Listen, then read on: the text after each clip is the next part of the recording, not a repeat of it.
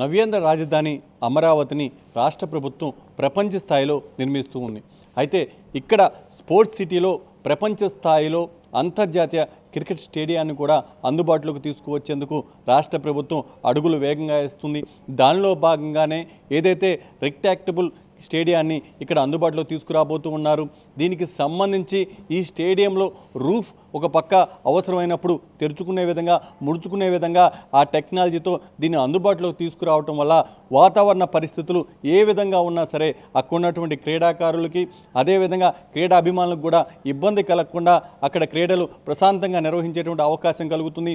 మొత్తంగా దీనికి సంబంధించి దగ్గర 1,10,000 నుంచి 1,30,000 మంది కెపాసిటీతో ఈ స్టేడియంను అందుబాటులో తీసుకువచ్చేందుకు రాష్ట్ర ప్రభుత్వం ప్రయత్నాలు చేస్తూ ఉంది. దీనికి సంబంధించి ఏదైతే బీసీసీఐ అదేవిధంగా ఐసీసీ కూడా అనుమతులు ఇచ్చినట్టు తెలుస్తుంది. మొత్తంగా దగ్గర 500 కోట్ల రూపాయల వరకు కూడా ఈ స్టేడియం నిర్మాణం కోసం ఖర్చు అయ్యేటువంటి అవకాశం ఉందంటూ కూడా అధికారులు ప్రాథమికంగా అంచనాకు వచ్చారు. దానికి తగిన విధంగానే రాష్ట్రానికి సంబంధించినటువంటి ఉన్నతాధికారులు, సంబంధిత శాఖల మంత్రులు విదేశాలకు వెళ్ళి విదేశాల్లో ఉన్నటువంటి స్టేడియాలను చూశారు. ఆ స్టేడియాలు ఎలా ఉన్నాయి, వాటికి సంబంధించి అక్కడ ఎలాంటి చర్యలు చేపట్టారు, వాటి నిర్మాణం ఏ విధంగా ఉంది, అక్కడ ఉన్నటువంటి నిర్వహణ పరిస్థితులు వాటన్నిటిని కూడా తెలుసుకోవడం జరిగింది. దానికి తగిన విధంగానే నవ్యాంధ్ర రాజధాని అమరావతిలో ఈ స్టేడియంని అందుబాటులో తీసుకురాబోతూ ఉన్నారు. కృష్ణానదికి పక్కనే ఈ స్టేడియం అందుబాటులో ఉండబోతూ ఉంది. దీనికి సంబంధించి ఒక పక్క కృష్ణానది అందాలు చూస్తూ మరో పక్క అక్కడికి వచ్చినటువంటి క్రీడాభిమానులంతా కూడా అక్కడ స్పోర్ట్స్ని ఎంజాయ్ చేసేటువంటి పరిస్థితి ఉంటుంది. మొత్తంగా నవ్యాంధ్ర రాజధాని అమరావతిలో ఇంత పెద్ద ఎత్తున ఓ క్రికెట్ స్టేడియంని అందుబాటులో తీసుకురాబోతూ ఉన్నారు. క్రికెట్కే కాకుండా ఇతర క్రీడలకి, అదేవిధంగా వాటికి సంబంధించినటువంటి ఫంక్షన్స్ కానీ లేకుంటే పెద్ద ఎగ్జిబిషన్స్ కానీ, జాతీయ స్థాయిలో జరిగేటువంటి కార్యక్రమాలు వీటన్నిటికి కూడా ఇది వేదిక కాబోతూ ఉంది.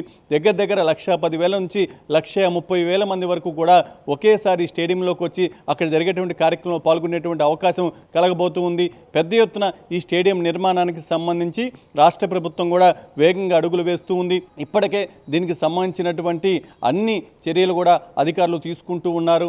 ఒక పక్క భూమి పూజ కూడా పూర్తయితే దగ్గరలో సంవత్సరం నుంచి 18 నెలల లోపే ఈ క్రికెట్ స్టేడియాన్ని కూడా అందుబాటులోకి తీసుకువచ్చే విధంగా అధికారులు ముందుకు వెళ్ళబోతూ ఉన్నారు.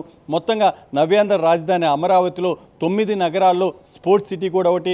ఆ స్పోర్ట్స్ సిటీలో మొత్తం కూడా ప్రపంచ స్థాయిలో ఉండేటువంటి ముఖ్యమైనటువంటి బ్రాండ్లకు సంబంధించినటువంటి ఏదైతే దానికి సంబంధించినటువంటి షోరూమ్స్ని వాటన్నిటిని కూడా అక్కడ అందుబాటులో తీసుకురాబోతూ ఉన్నారు.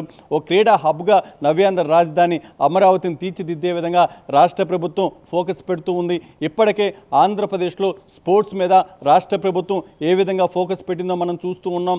ఎప్పుడూ లేని విధంగా ఆంధ్రప్రదేశ్లోని క్రికెట్ స్టేడియాలన్నీ కూడా కళకళలాడిపోతూ ఉన్నాయి. ఒక పక్క మైదానాల్లో పెద్ద ఎత్తున క్రీడాకారులంతా కూడా రెగ్యులర్గా కార్యక్రమాల్లో పాల్గొంటూ ఉన్నారు.